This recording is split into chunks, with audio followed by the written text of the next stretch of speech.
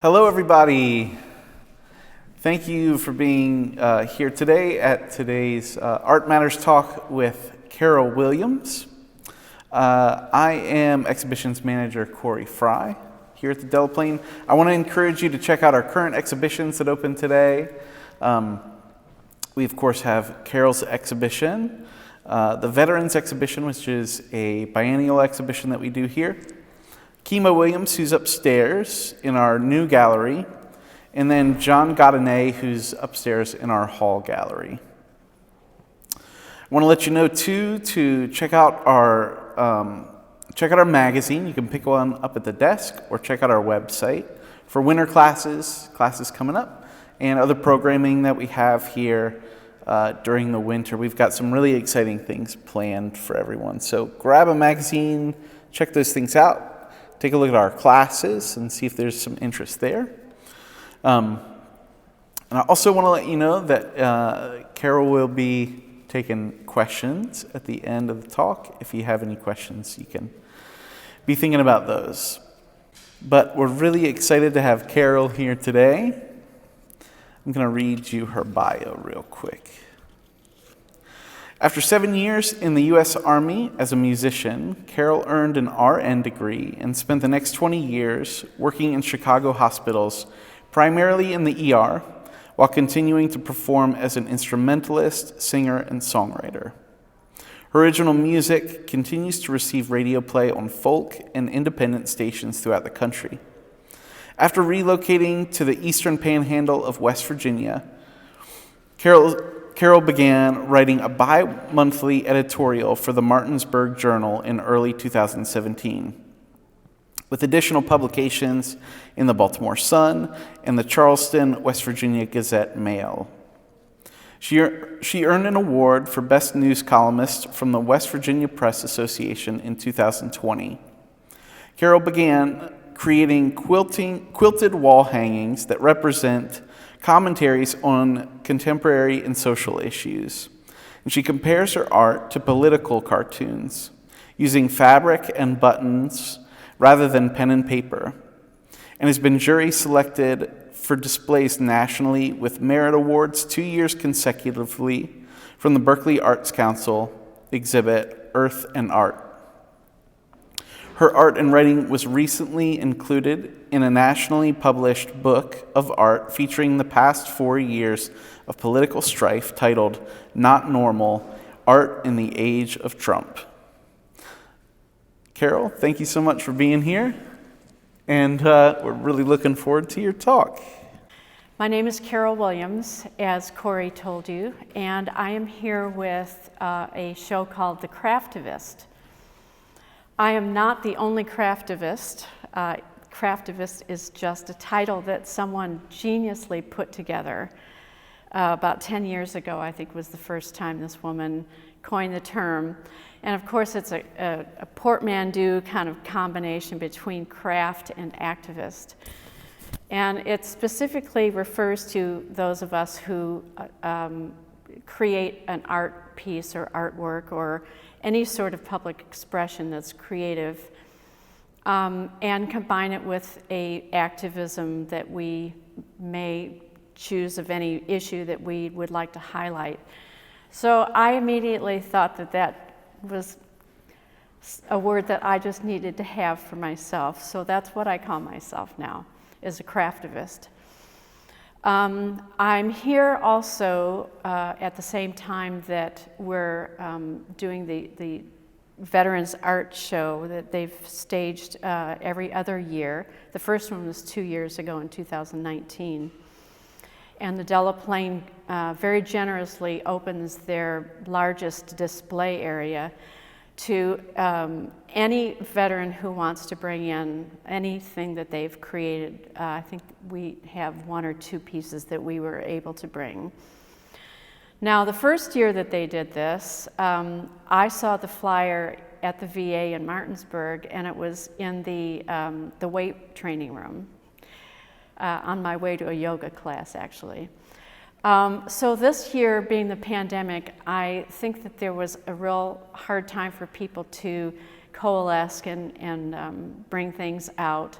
but I still see a really robust exhibit in the large display area down the hall.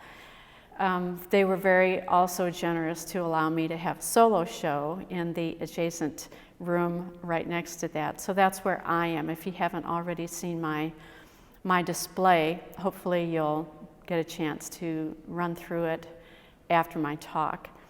The museum is open till 5, I believe, and it's free every day. Every day it's open, which is every day. So I'm going to talk a little bit about myself, but mostly I'm going to start with some things about veterans in the arts that some people may not be aware of. I don't usually portray myself as a veteran who does art. I portray myself as just a normal person who just does commentary pieces, much like political cartoons, which I love. But there are some things about veterans and art as a subject that I think are really important to know for the general population, even if you're a veteran or you never were in the military. One of which is that the VA in the 1940s essentially invented what we now call art therapy. They started off with recreation therapy after seeing how many people were returning, obviously, with terrible wounds and from World War II. And one of the surgeons was recorded as saying, "I can stitch these people up, but I cannot make them want to live." And there was already sort of an activity department in the VA, but they expanded it to be somewhat of a more professional pursuit. They called it recreation therapy, and at first it was mostly like volleyball playing and whatever adaptive type of activity people could do. And through the years, it morphed into art therapy, where now you can get a master's degree, probably somewhere a PhD in art therapy. It has many different types of applications. Now it's not just within the VA, but a lot of facilities will use art or what they'll call activity therapy. It's also spawned music therapy, which is a really big field, particularly for trained musicians. It relies on the fact that music is oftentimes our last memory that we have, and how best to use that knowledge of how the brain works for therapeutic uses in any stage of somebody's life.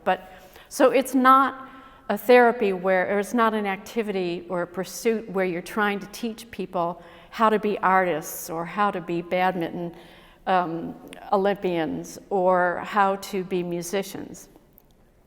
It's using these tools of art and music and activities in order to allow people to use the entire gamut of what they're capable of doing, both physically, both mentally, and emotionally.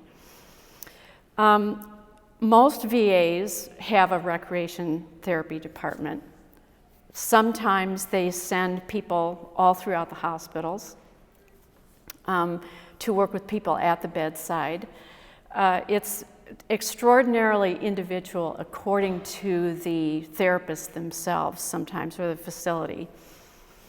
I've talked to art therapists who are mainly focused on the big competition every year called the National Veterans Creative Art Contest, which is a competition which I do not condone having any association with any type of art at all. But that's a big event for the VA every year. Actually, the VA doesn't sponsor it, they don't pay for it, but they participate in it from sponsors from the Women's Auxiliary of the VFW, I think is one of their major sponsors.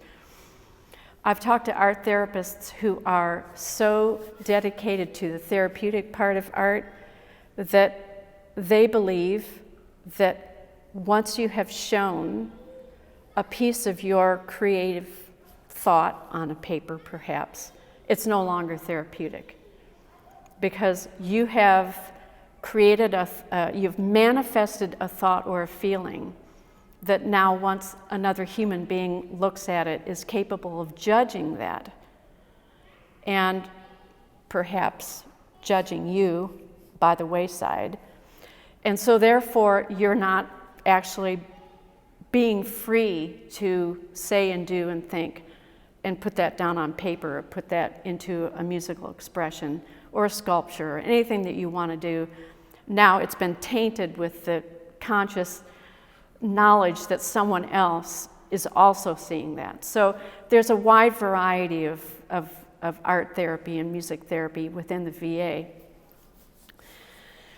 After 2010, perhaps, my husband and I put together a nonprofit organization where we first started off donating resources to individual veterans.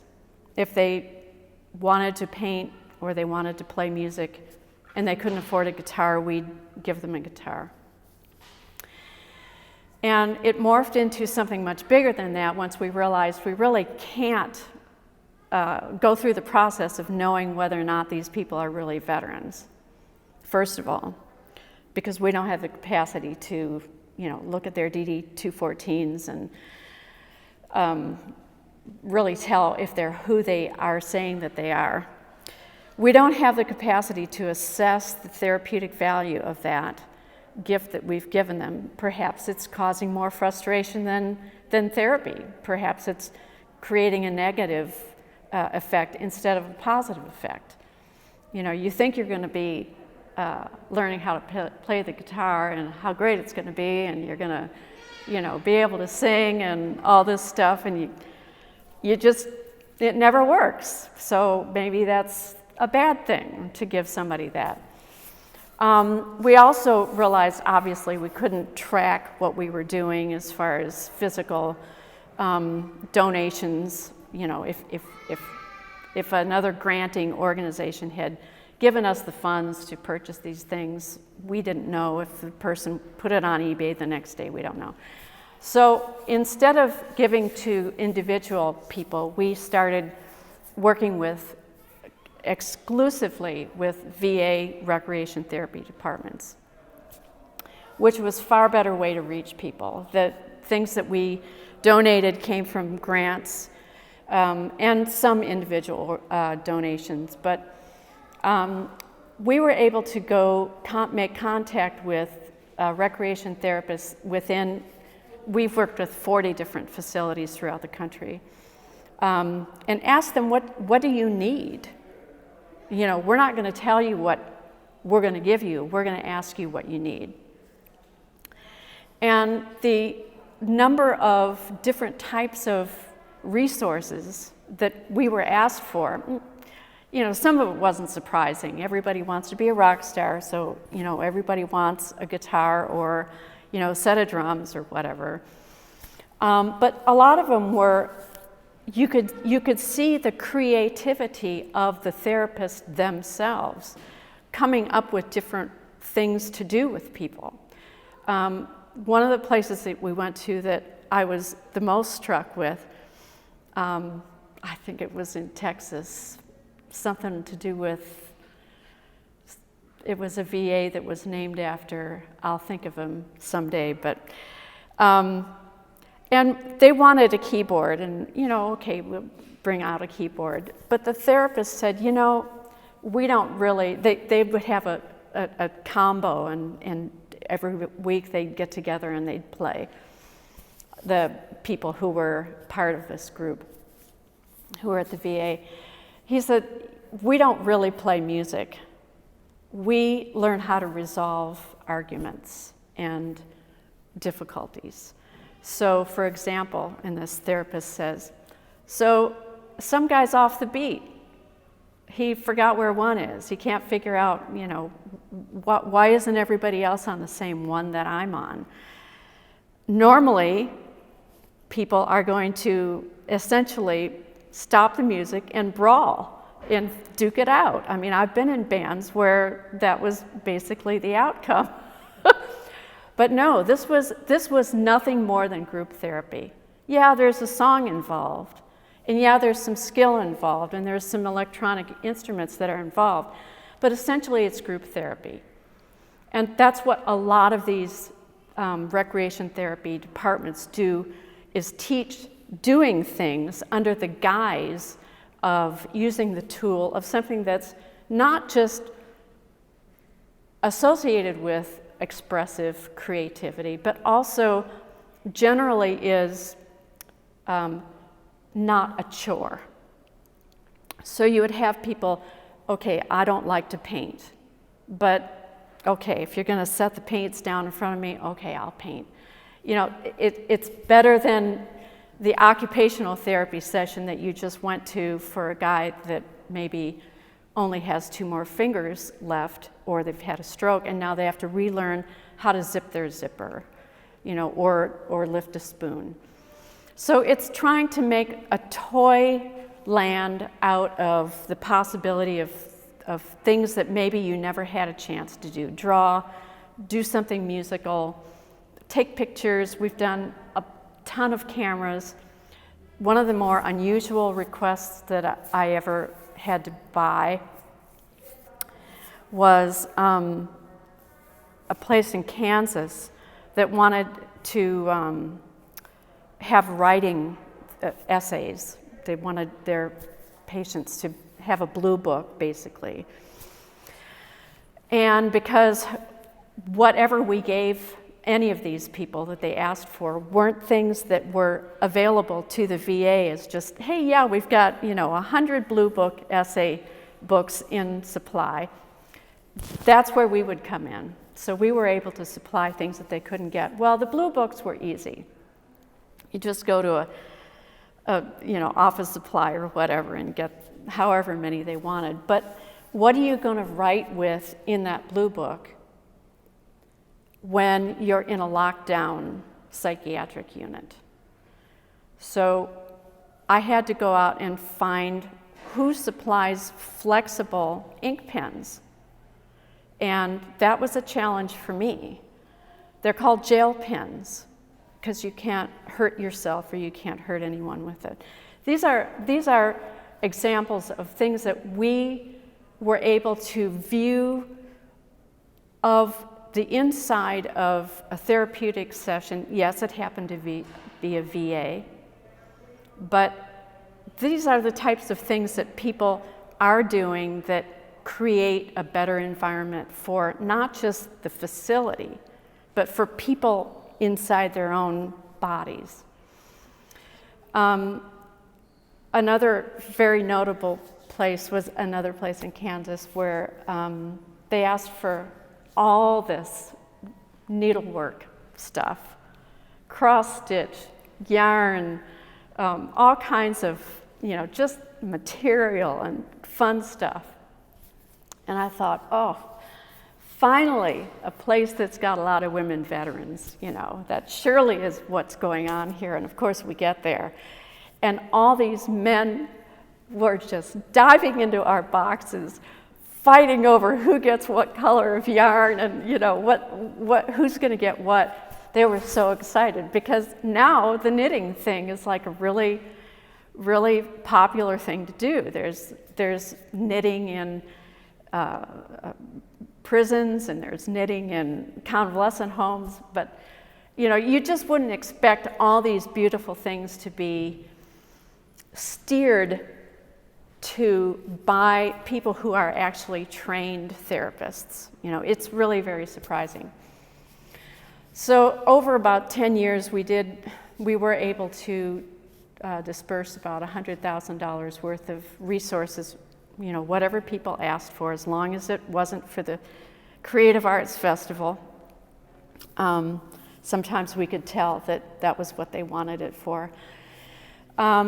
Until we retired from that about 3 or 4 years ago. But for that, I have an enormous overview of veterans art. It's not always Veterans First with a capital V and a Art with a capital A.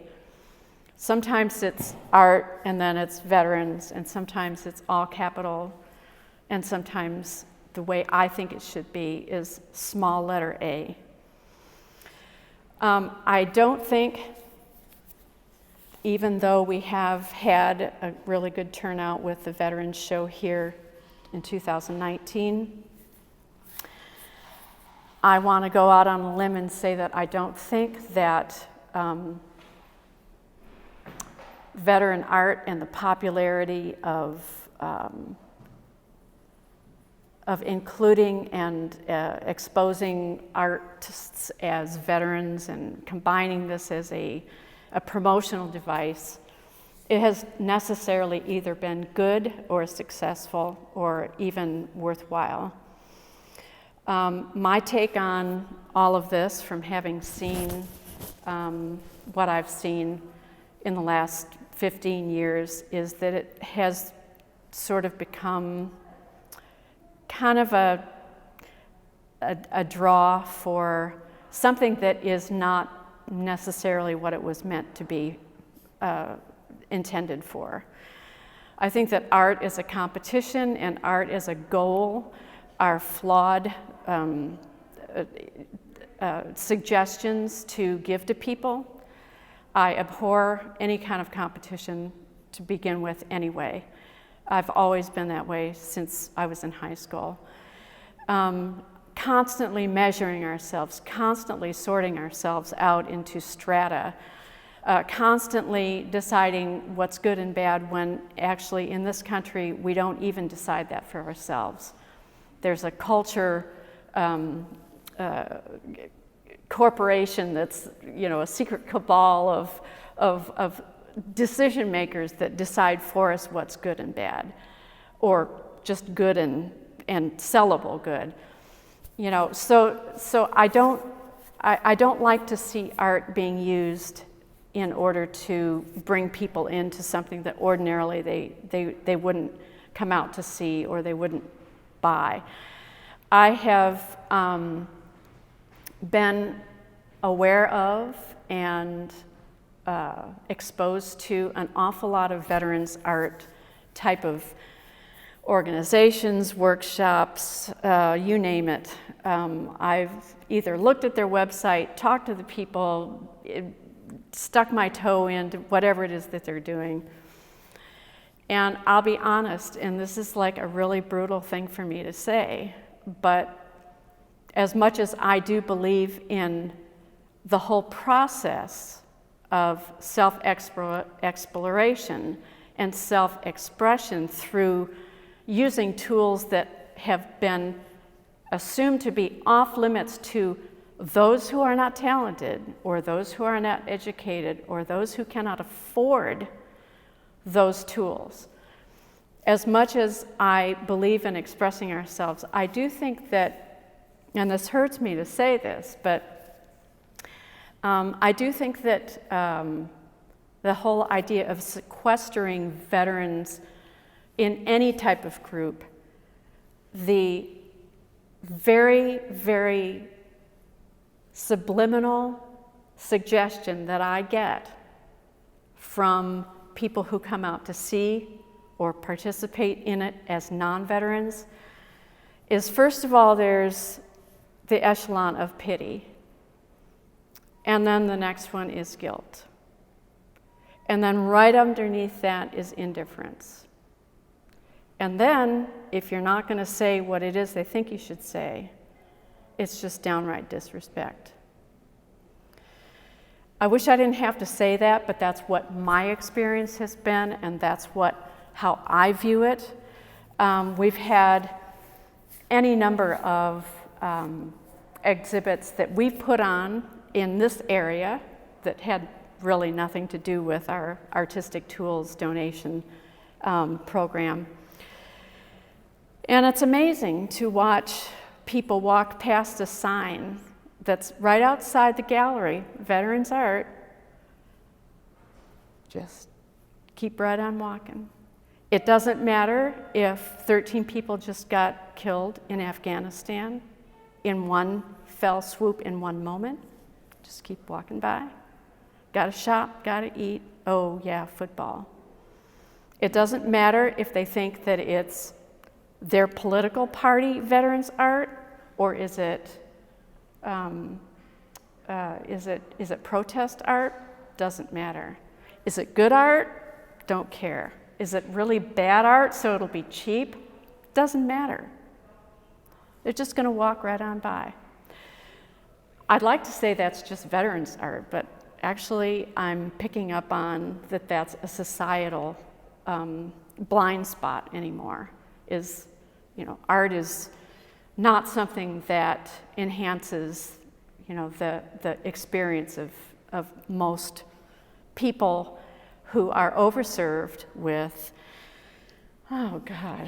video games, music, humongous art, music festivals, Pandora, Netflix, Amazon, you name it. I mean, we're all overserved. In fact, for a lot of us, we just as soon tune it out, maybe reading a book, but there's just so much you can put on to people. So with that, of course, that doesn't stop me from doing what I want to do, because I don't have to rely on this to make a living. And in fact, I don't have to rely on pleasing people in order to get attention. I don't have to do any of that. So of course, it's easy for me to just keep making what I make. And that is what I would talk about next, is what actually I do. Unless somebody has questions and wants to ask me a question.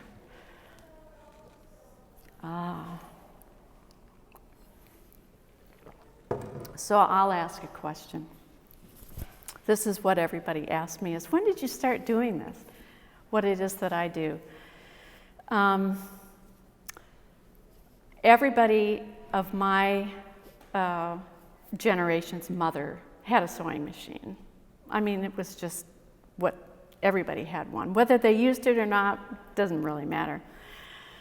But my mom sewed, and so I sewed a little bit, but I could not stand to take directions in a pattern. So every time you make clothes or if you make a quilt, you have to follow the directions, and I was really awful at that.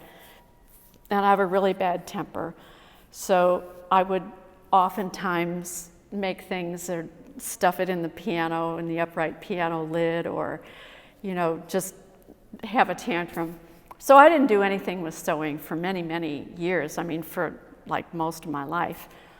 And then when I retired, I thought, well, I need to find something else that I want to do that involves trying to be patient, trying to learn how to follow directions, something that involves a machine, because I'm really not technical at all, and something that makes me make decisions more efficiently, because I'm one of those people that, I can think of 100 different ways to do something, and then I have to decide that 99 of them are not good decisions to make. So I took a quilting class, and that's just way too much commitment. But then I realized that I could basically do the same thing, but make it a little small thing, and then make it into a visual of something that I wanted to portray. All of this time, I always loved to go into a fabric store, but the one thing that I really liked were the buttons.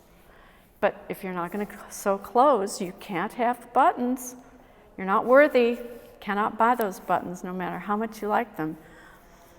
So this was a way for me to use buttons. And so I started with really small things that were just random decor type things.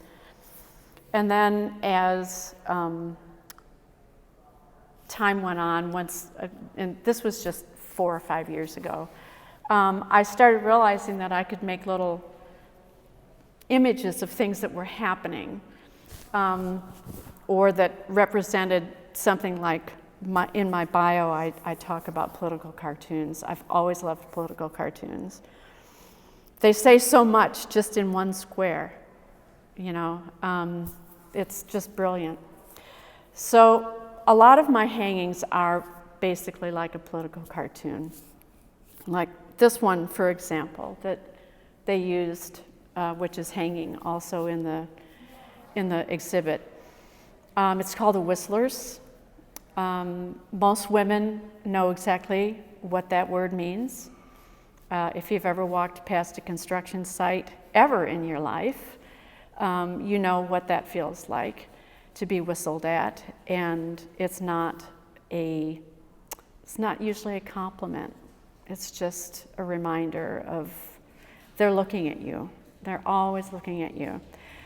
But these buttons are little flapper girls, and they're dressed like Clara Bow, the it girl from the 20s. But they don't look very happy on these buttons. If you take a look close up in the exhibit,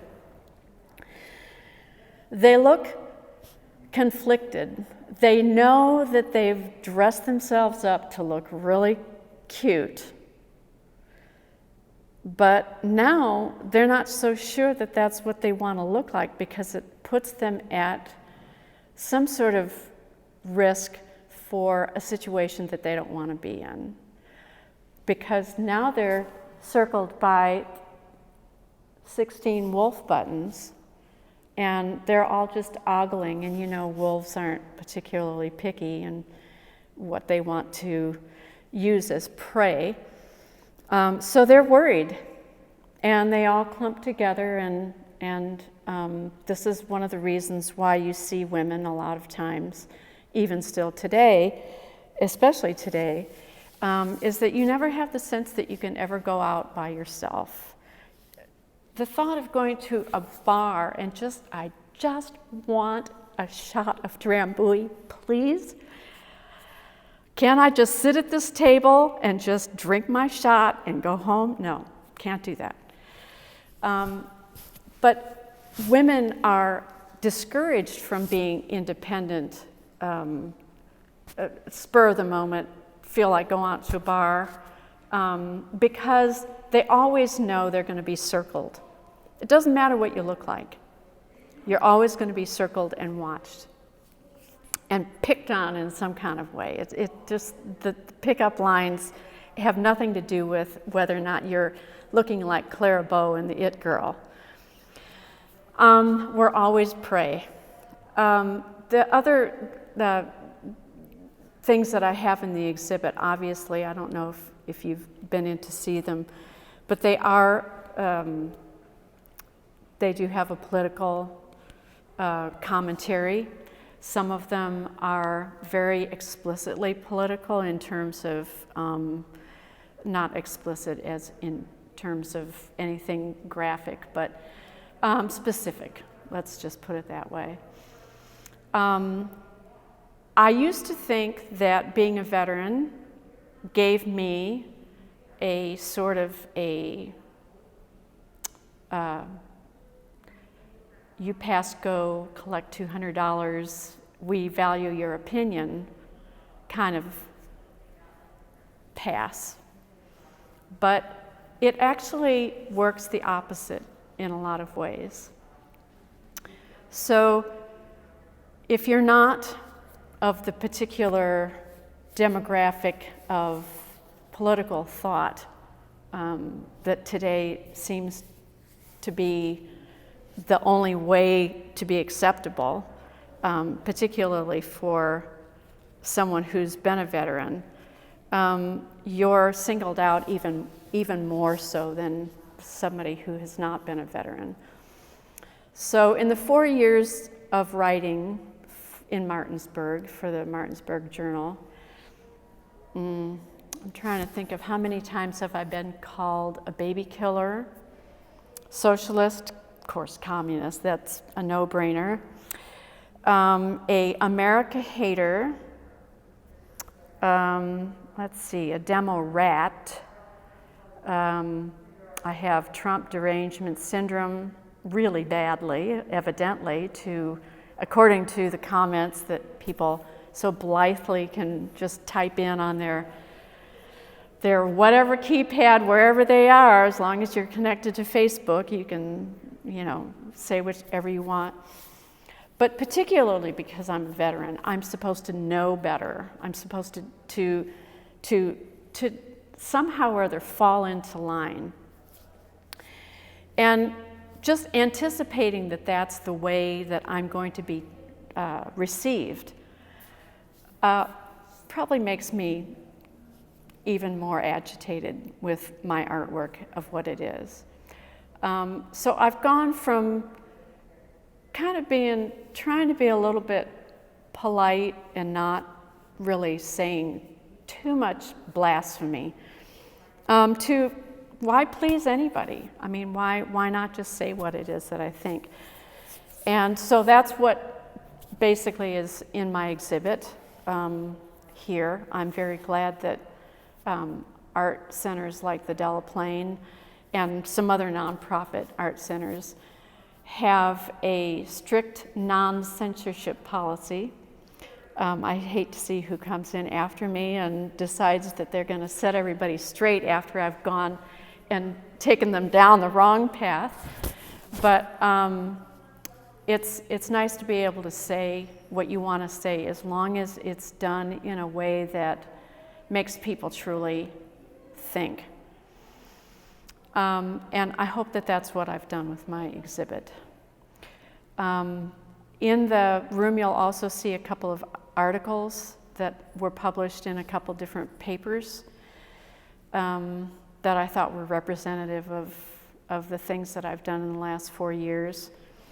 I do have a book that I put of a compilation of my articles, starting with the very first one that I wrote, which is called The Age of Uterine Law. And I sent it into the Martinsburg Journal as a local columnist and figured, well, they'll never print this. And they printed everything I gave them for over 4 years. But now it's time to take a break from working my brain too hard. Anybody have any questions or comments? I'm curious about iterations of the work that lead to its current manifestation, as far as, the structural support of the wires and the expressive component of the wires. I would imagine, maybe I'm assuming too much, but I would imagine there being sort of an iterative leading up to how they exist now. Thank you. Your first question about conceptualizing this piece and how many iterations does it go through. You wouldn't make it if you didn't think it was going to turn out to be fabulous. I mean, why would you even start, right? So you've got this imagined way things are going to look. And then you get started, and there's mechanical issues with how do I get this to stand up over here, and the fabric always has to be quilted because otherwise it sags over time if it's hung, or it looks puffy, or the fabric that you've picked is just like the worst thing ever. You can't make the stuff the way you want it, and you're thinking, okay, now I have to do something different. And you think that there's someone on your shoulder that says, but Carol, that's not the way you wanted it to look. And Carol has to tell herself, but no one knew how I envisioned it at the beginning. They don't know that. They don't know that I'm comparing what I can actually do with what I thought I could do. They don't know where the point A to the point B went through. So they're just looking at the finished product. And it's really hard to convince yourself that whatever it is that you finish up with is all people see. They don't see what you intended to do in the first place. And that kind of carries you through to the point to where you can actually finish it. And then this really odd thing happens, is that you forget what it was that you envisioned it would look like in the first place. You can't even remember what you thought it was going to look like. And in that process, sometimes you can't even remember what you were thinking when you first had the idea, like, what, did this start with the buttons or the wolves, or did I want to make something called the Whistlers and I just had to find some fabric and buttons? It morphs into something that then quickly sheds its exterior or interior format. And then it becomes the thing that it is, and everybody's happy, including you, because if you're not happy with it, at that point, you just do what I do, which is it goes into the trash bin. And nobody knows that either. I mean, it's a really great deal. So there are things that I've retired because they either just didn't work or I didn't like them.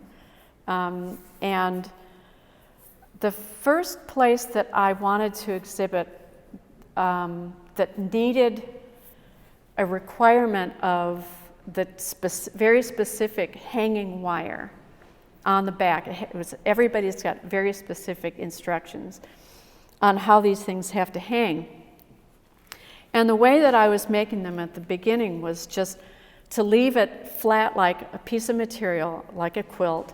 And you know, you've seen these at craft fairs. They stick a dowel, a thin rod of wood, and then there's always yarn on both sides, and then it just goes up and you stick it on a nail. But that's not proper hanging for any type of facility that you're going to go to, and it's a nightmare to hang it anyway. So I went and thought that I could get like a metal mesh or some kind of metal thing that would be rigid, and I could attach the soft quilted hanging to that. And I never intended for the rigid metal, whatever I was going to attach it to, for that to show. That was never part of my plan. And so I thought, well, something mesh-like that will hold up. And so I went and bought like a 50-foot roll of garden fencing, 4 feet tall, and it's kind of hard to work with. But so then I realized that, to have the squares poking out on the ends, that's kind of cute. So it provides another space around the space. And then I started working with all these designs of different ways to bend wire. This fencing is 1.5 inches by 1.5 inches square. Because you can get it in rectangles, you can get it in other sizes, but it's amazing how many ways you can get a square or many squares to bend into different shapes. All of the pieces that you would see in there in my exhibit, all of the wire fencing that they're hung on is all one piece. I don't ever, actually one of them, there is 2 pieces overlaid, but generally I never ever put 2 pieces together just to make it bigger, because there's so many issues with how do I get them to stay together? Well, you can wire it, but then the wire comes loose and they want to go like this and that, and sometimes they jiggle a little bit. And if you try to put one piece of fencing on top of another piece of fencing, they don't like that. They don't stay flat on, I suppose you could solder them, but who would do that?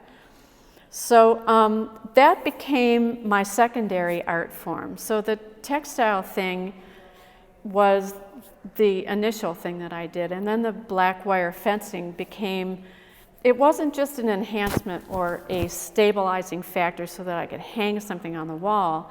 It actually became part of the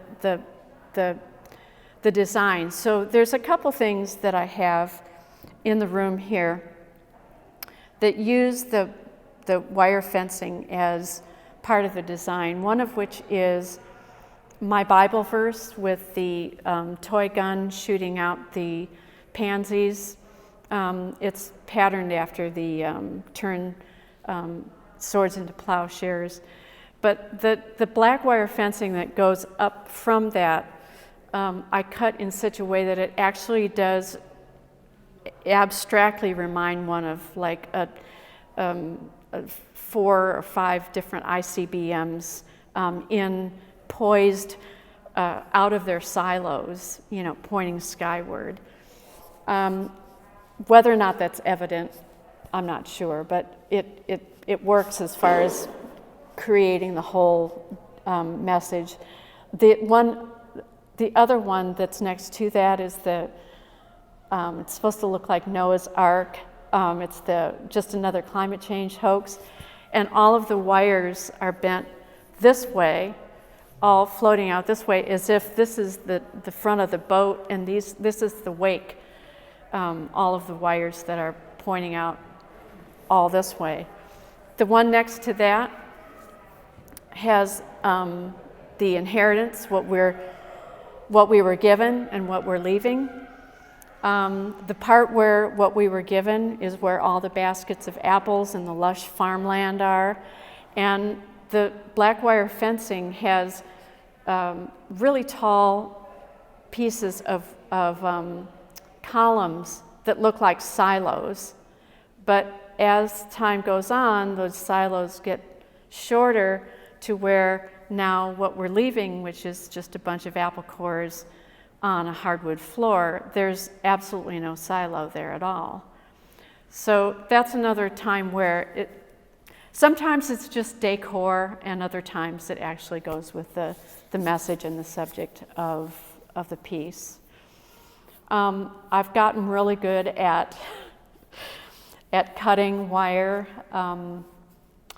and flattening it out is the biggest challenge, because it's on a roll. The roll that I bought, the third roll that I bought that I've gone through, must have been picked up by a forklift, which is understandable because they're heavy, so that every 4-foot section has some place in it where all of the squares are like off center.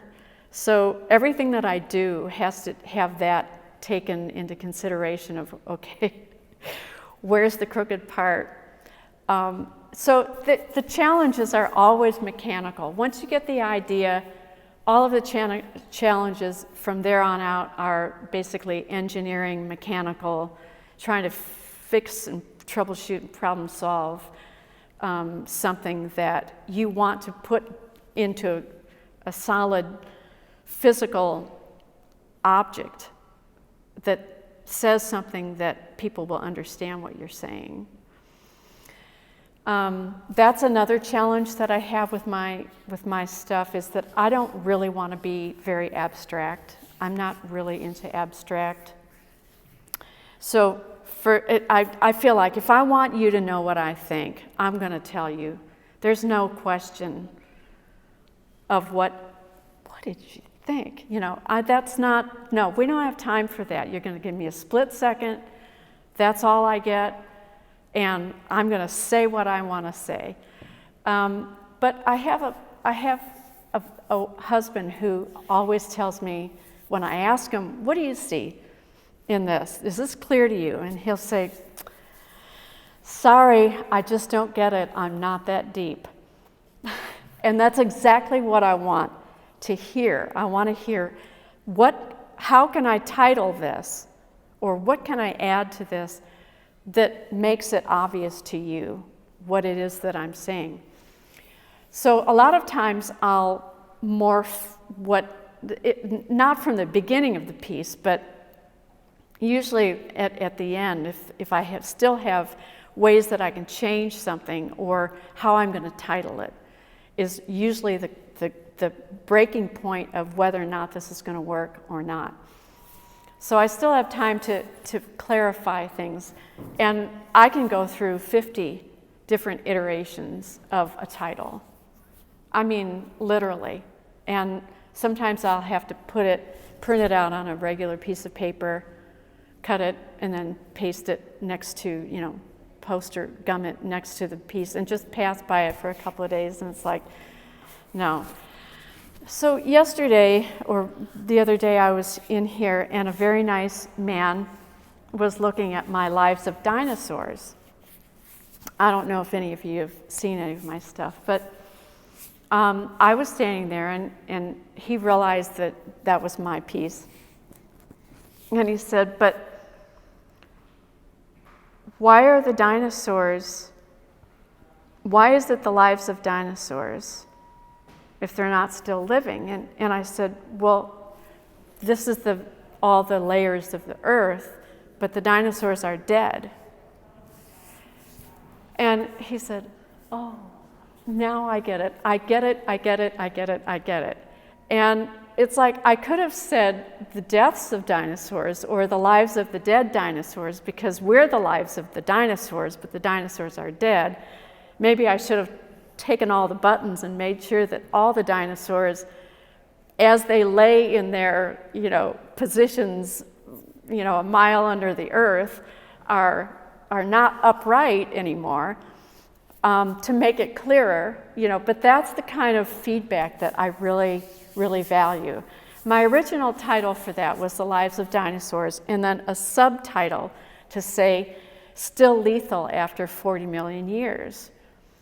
But then sometimes I look at stuff and it's like, well, do I really need to say that? If I don't need to say something, I'm going to leave it off. If it's not enhancing the comprehension or the simplicity of just glancing at something and knowing what it is that I'm trying to say.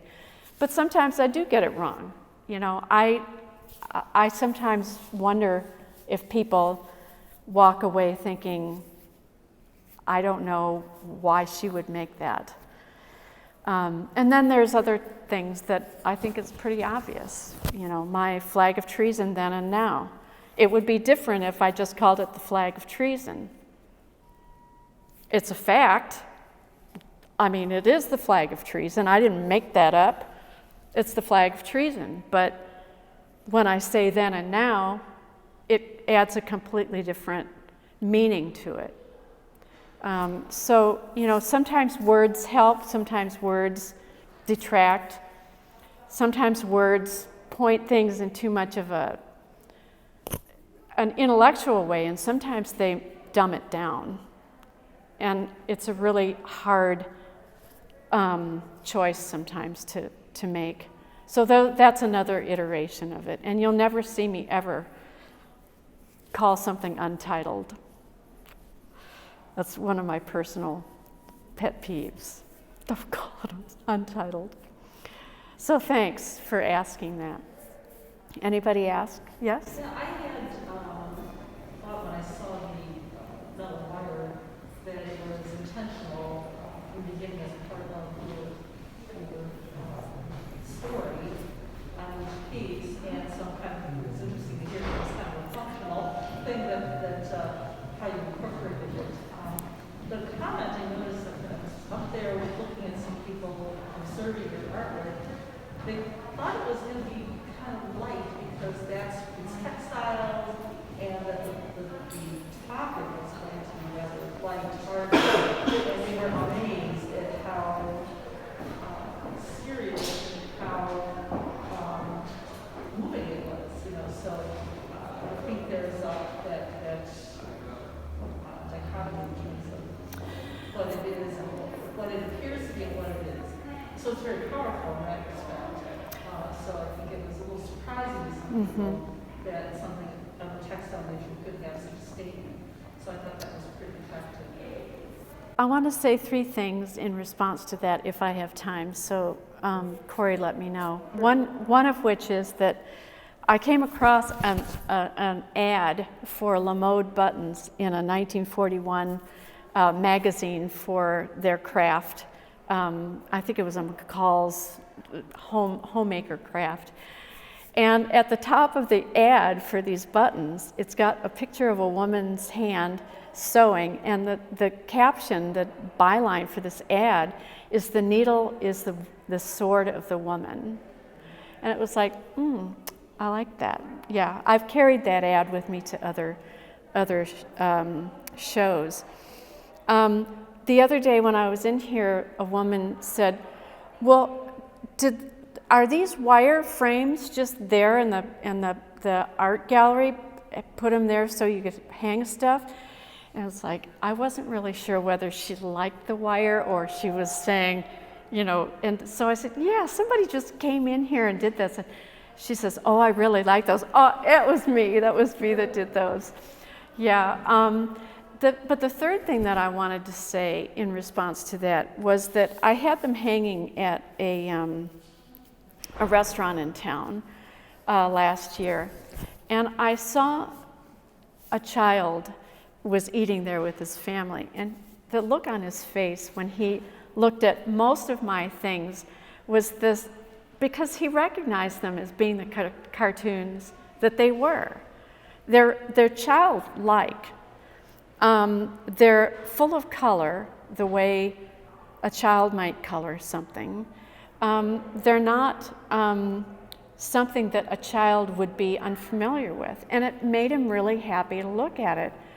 And it's like, as a parent, I'm not sure I ever made my child happy, but it sure did make me happy to make that kid happy. So I do recognize that my stuff does not look, you know, professional in the terms of the art with the capital A. But it has a message. Yes, So yes, and you have to look at it. Yeah, yeah, thank you. So with that, I'm very happy to be here at the Delaplane. I'll be here with this exhibit all the way until the day before Christmas. So once this goes up, if you're looking at this on YouTube, come in all the way up until Christmas. This is an amazing place, free, open till 5 every day, except for Thanksgiving and Christmas, of course. Fabulous facilities, and come and see the Veterans Show, which is only up in November, but my exhibit is up until the day before Christmas. So thanks, and this is the Craft Fist signing off.